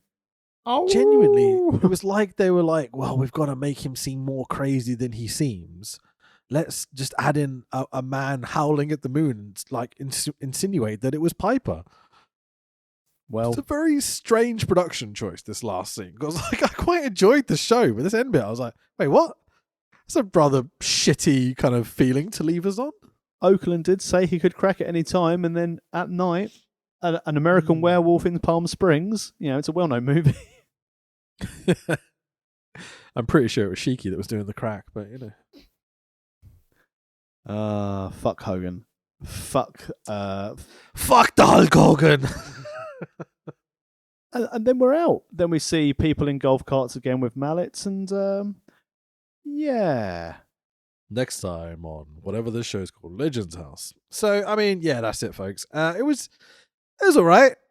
I was thinking it was a massive shame that when they had the yoga mats out and stuff, it wasn't DDP coming to do silly yoga with them and take the piss out of the boys, because that would have been really fun, I thought. Had he started DDP yoga in 2012? Oh, I don't know. Maybe not. Not sure. But Gary Busey was such a weird fucking choice. It's like, who's weird? Who can we get cheap? Gary Busey. That'll work. Why not?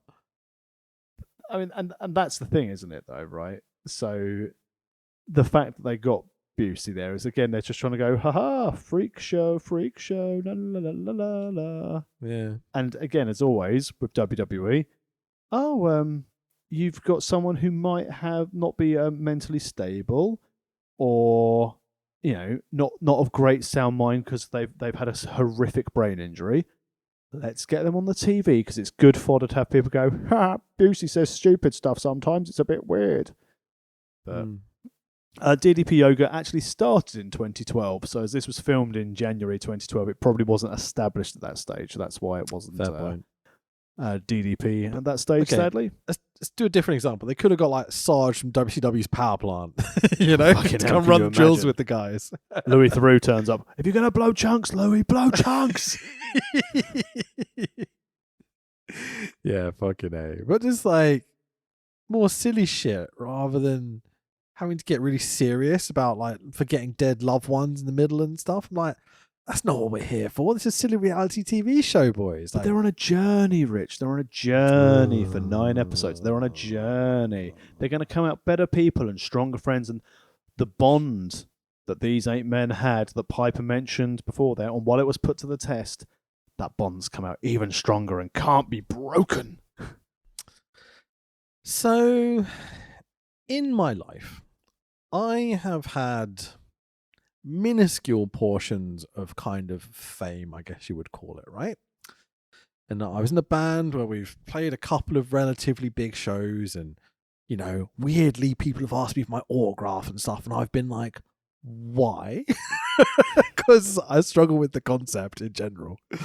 And, you know, I work for a company where there's a bunch of famous dudes who I think it's fair to say they're famous, right? I would definitely say they're famous, yes. Cool. And so every part of me is like, I want none of that for myself. Like, it's not a life I ever want now. It's definitely something I aspire to as a younger person, right? But yeah, the idea of fame it's what I think most people desire when they're younger and like, oh, I can be successful and famous and make loads of money. The reality of that, every step of the journey I've seen with it, is that fame comes with so much baggage and so much bullshit that the pressure of it, and it's just not worth the benefits, I guess it would be. And the vast majority of famous people seem to be fucking cunts by the time they're famous. So I'm like, it's just not for me at all. This is why the benefit, and I'm quite lucky through my very amateur professional wrestling career that I can very much separate the Tax Williams character from the day job. Yes, okay, the day after a show day was always a bit of a come down for it. But despite what it might seem as someone who likes professional wrestling, I like the idea of wrestling. I like being able to entertain. I don't like the idea of people coming up to me. afterwards. Like even after shows, like SCPW shows, and Matt would be like, "Oh, we've got the meet and greet afterwards, so go and sit with the heels, or on the rare occasion that I was the face, go and sit with the faces." I'd be like, "But they don't give a shit. Why would they want?" And like people asking for photographs and stuff like that, and it had a huge flashback. And again, it was never on the same level that Iris was, like when I was in Safe Target as. But I remember we were playing a show in Canterbury, and people just kept coming up and wanting photographs of me and with like the rest of STA. And I was like, I just want to eat my fucking pasta pot and go for a poo before we play. Will you just fucking leave me alone so I can eat my pasta, have a dump, go and play, and get home to my flat? That's all I want. And I think that was that show where I was like, I don't think I want to be a touring musician because it sounds like it's going to be no money, no comfort, and also very little enjoyment. So here's the thing for me about this whole concept is that you're talking about doing a wrestling show and having that big come down from that big kind of like adrenaline dump or whatever. I think that's really, really good. It's when the adrenaline dump becomes non-existent and that this is what I do that seems to create this weird complacency which leads into doucheism almost, you know what I mean? Like, I'm very lucky in that the people I work with are not like this and that they all seem to be very grounded in reality and such. And this is not about them. This is about other people I've known in certain my life. bandmates. Yeah, sure. And what my aspirations are personally be changed over my course of my existence, right? Reality TV. Oh, yes. It seems like the opposite of every belief I hold about fame. Like, when you read out that Ashley from the Pussycat Dolls CV, I was like, there is literally not a single piece of this CV which holds any sort of value to me whatsoever. It seems like it's a CV of someone reaching out for fame. And like, I guess that's my biggest problem with reality TV in general, is that it's not the element of it's trashy. I'm fine with trashy things. Like, I love pro wrestling. It's pretty trashy, mate. It's the element of, a lot of the time it's people reaching out for fame, and that's it almost. That's not how this show came across. It's very much, these are already guys who are very, very famous. Yes, a lot of them are in it for a cheap payday or whatever, like a cheap pop in that terms. Not that they weren't getting paid well. I'm sure they were getting paid great. Apart from Jimmy Hart, probably did it for a packet of crisps. But I think that's why it's so heartwarming. It's not about people trying to shit on everyone else for their fame purpose or their money purpose. It's just 8 guys having a silly old time in a posh house in Palm Springs, It's quite adorable.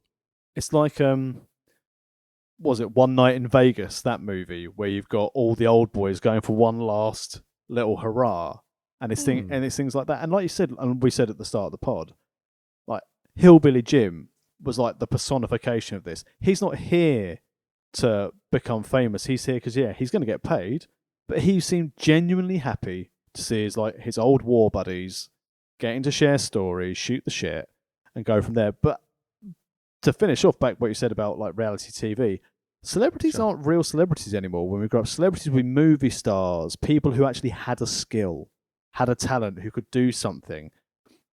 And I said this to my wonderful barber yesterday when it was a bit like, and he was on the subject of like trying to get a girl had come in like just before lockdown, the last one, and he was like, she wanted to like have a chair in his barbershop. He's like, come and find me after lockdown. We're about to lock down, but yeah, absolutely.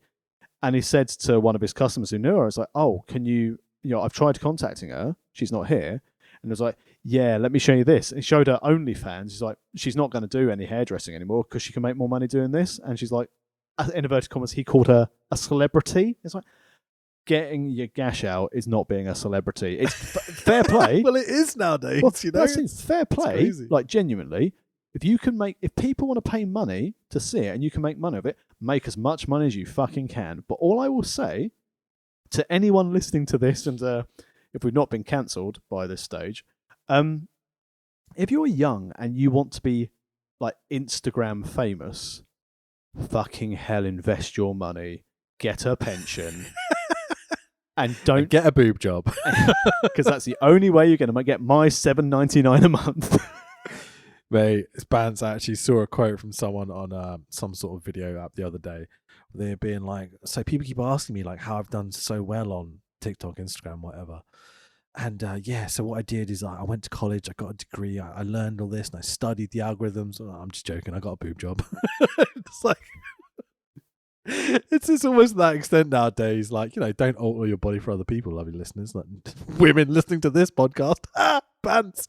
But like, it's a strange world we live in, man. And I think fame is grotesquely overrated, and the fucking amount of douchebags are out there nowadays. It's the woman who made 38 grand over 3 months selling farts in jars is the most recent celebrity that's entertained me the most. Don't you admire that though? Isn't that hilarious to you? Provided they're correctly declaring their tax, declaring it in the right way. Sure, that's the priority. And once she trips, and again, depend on the platform. Once she trips that 85k threshold, better register for VAT, because I'm pretty sure the fart sniffers will be very disappointed to have that 20% uplift. As will her boobs when she gets it. Oh, this was brilliant. That was great. Thank you. That's end on that. That's great. Thank you for listening, everyone. I had a lovely show. Are we going to rate this, or is this just a 5-star job? This just being able to talk about a topic of wrestling and just general stuff of us. Because like you always say, people don't come here for the wrestling. They come here for us and see if there's anything they can ever hold against us if we become Instagram famous. And this is another reason why we can never become famous, because we've got this podcast in the archives at worldofwrestlingpodcast.com. Love it. Go buy a t-shirt. Go to amazon.co.uk or worldofwrestlingpodcast.com and just search World of Wrestling Podcast. We've got a whole bunch of cool merch up now. We've got a hoodie as well. It's a zipped up hoodie. Don't even have those at Wrestle Talk. So hoodie's done me well this winter. It's been very nice and snugly warm. And it's badass as well. I ask you this question because obviously, normally we can actually plan if we're going to have a break, and we'll do it on the pod because, we've managed to make a 45-minute episode of Legends House go over an hour and 3/4 on the... Oh, I see what you're saying. Sorry, yeah. On the pod. But obviously, you are due to move house next Thursday. So are you going... I mean, I doubt very much you're going to have time to watch a show. You're going to want to be spending 2 hours with me as an arsehole to chat shit about wrestling when you've got to move house literally less than 36 hours after recording. So are we going to officially say we'll take a break for a few weeks till you get settled in your new house? Or considering we've got Rumble and I'm assuming you're going to have a lot of edits to do from that, do you think you can fit one in? Or shall we essentially, when we come back, I know we were going to do GCW, should we go straight into the next series when we're back and drop what we're doing, as we may not be able to do another episode? Or do you think we can do GCW next week and announce it then? That was the longest question you've ever asked me. I'm just trying to stretch out the pod. As you said, filler. I kept trying to answer you and you're like, oh, he's still talking. Okay, cool. That was great. So, yeah, I'm moving house, obviously.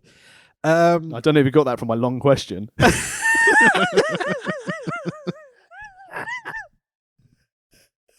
hell. So, God, I don't know where to start. There's so many elements. So Rumble. No, there's not. There's one. I'm working Saturday and Sunday.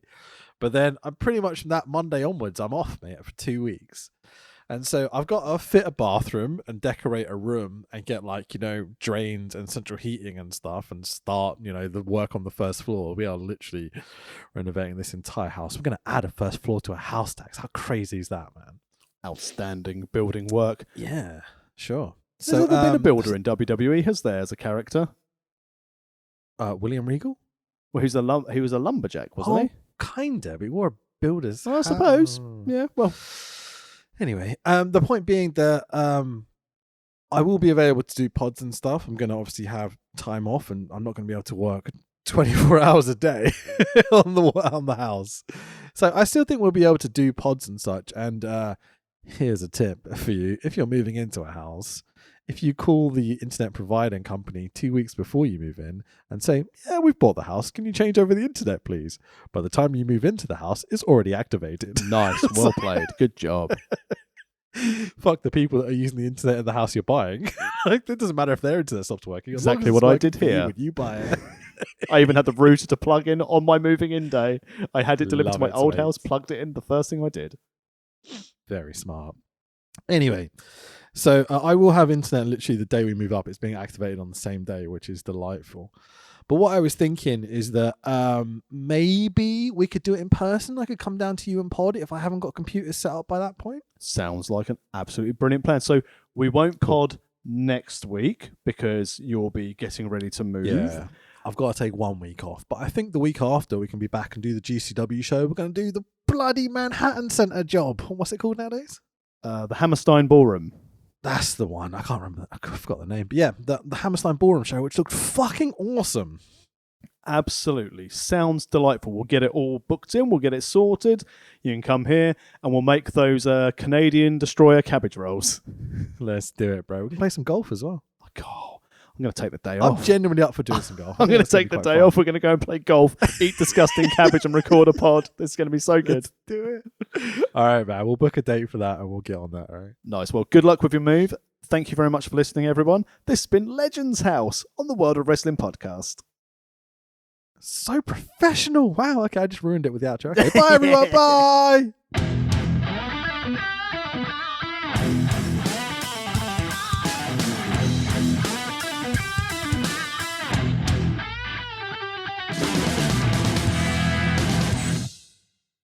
The louder you guys are, the better the wrestlers will perform for you tonight. And that's why I kicked your leg out of your leg. We're tough. We can take it, baby. You gotta penetrate in the back, baby. Oh, I can see what you're talking. Wait just a minute. Money talk.